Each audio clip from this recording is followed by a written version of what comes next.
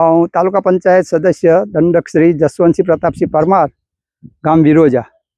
અત્યારે હાલ જે પાણીનું બધું આવ્યું ને, પાણી વરસાદના લીધે બધાની ખેડૂતોની જમીનમાં પાણી ભરાઈ જવાથી અત્યારે હાલ ખેડૂતોને નુકસાની વેઠવાનો વારો આવ્યો છે. અને જે ડાંગર રોપી હતી એ પાણીથી કોવાઈ જાય બધી ડાંગર. અત્યારે હાલ ડાંગરની એ જમીન ખાલી પડી છે. અને અત્યારે હાલ જે ગૌચરની જમીનમાં 2 કંપનીઓ ઊભી કરવામાં આવી, એના વંડારની જે દિવાલો છે એ અડચણરૂપ થઈ અને એના લીધે પાણીનો નિકાલ થઈ શક્યો નથી. આ બાબતે અમે જિલ્લા કલેક્ટર શ્રી, ડીડીઓ સાહેબ, તાલુકા પંચાયતમાં મામલતદાર સાહેબ ને બધાને રજૂઆતો કરી દીધી છે. એના માટે યોગ્ય નિકાલ થાય એવી વ્યવસ્થા કરવી. અને અત્યારે હાલ જે પાણી કાંસ છે એ કાંસના પૂરાઈ જાય છે અંદર, અને ઝાડી ઝાંખરાનું પુરાણ થઈ જવાથી પાણીનો નિકાલ જોઈએ એવો થતો નથી. તો એ યોગ્ય નિકાલ થાય એવી વ્યવસ્થા થાય એ ઈચ્છીએ છીએ અમે. શું માંગ છે તમારી? બસ એક કાંસ ઊંડા થાય, એના ગૌચરની જમીનમાં દિવાલોની માપણી કરાયા પછી ખબર પડે કે ભાઈ કેટલી એમને રોકાણ કર્યું છે જમીનનું, ગૌચરની જમીનમાં.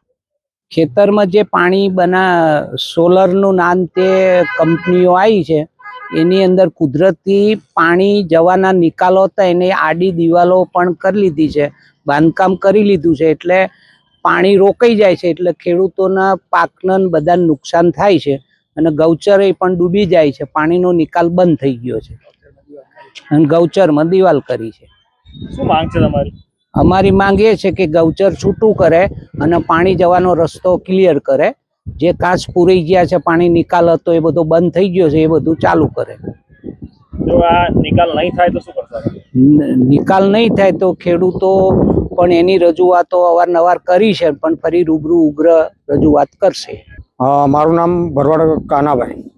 આ વિરોજા ગામ છે જેમાં ખેતરમાં પાણી ભરાઈ ગયું છે, શું સમસ્યા છે?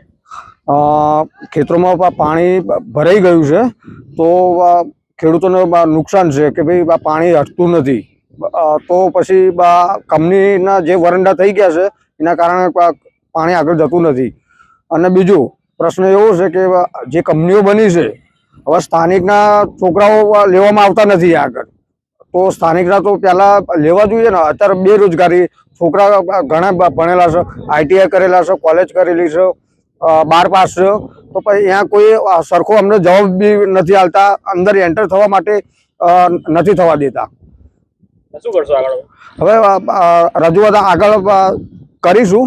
બધાએ બેરોજગારી જે છોકરાઓ છે એ બધા જોડે સાથે લઈને પહેલાં કંપનીએ જઈશું. કંપનીએથી શું જવાબ આપે છે, કંપની હરખો જવાબ નહીં આપે તો પછી અમે આગળ રજૂઆત કરીશું તાલુકા જિલ્લે.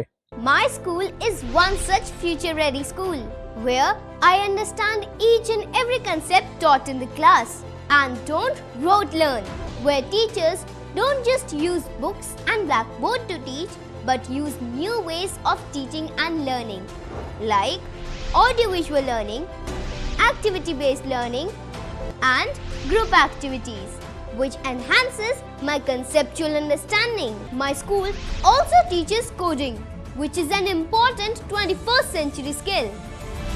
Not just that, I get an opportunity to showcase my skill on a national platform. And with all this, I acquire important skills that make me future ready and confident. Would you also like to know where is my future ready school? Visit now and see for yourself.